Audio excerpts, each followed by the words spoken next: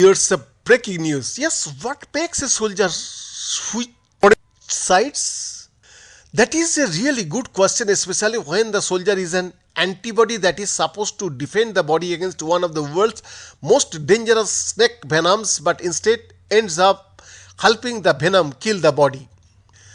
The question has become topical after a group of DTU researchers slightly changed how they tested an antibody that had previously proven promising as an antidote to snake venom.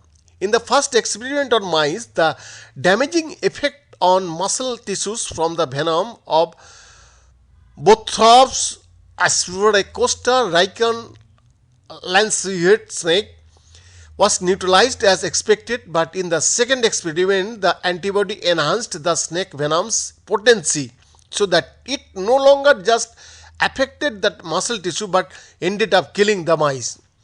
The research is published in the journal Nature Communications when and how the antibody was administered made the difference between life and death. In the first experiment, snake venom and antibody were mixed together for 30 minutes before being injected into the muscle tissue of the mouse. The method is only slightly similar to treating a real snake bite. In the second experiment, the researchers simulated the usual real world scenario where antivenoms administered after a snake bite. First, they injected the poison into the muscle tissue of the mouse.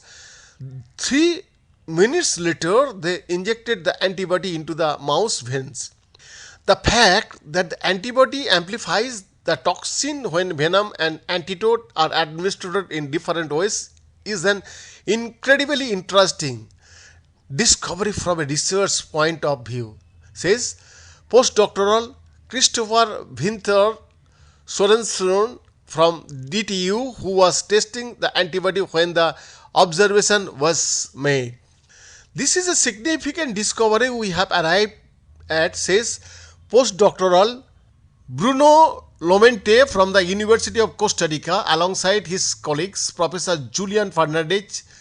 He has collaborated with Sorensen and his project supervisor at DTU, Professor Andrews Hogart Lawston Carl, for the past 4 years. They hope that the discovery will contribute to expediting this development of the next generation of antivenom, ensuring that many people in need can benefit from it sooner.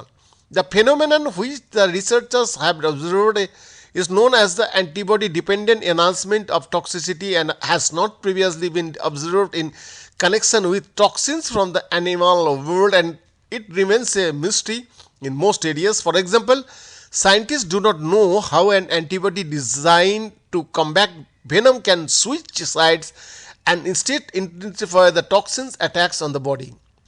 We have not figured out how this happens, but it helps to identify another important aspect that should be tested when working with antibodies, says Soren saying.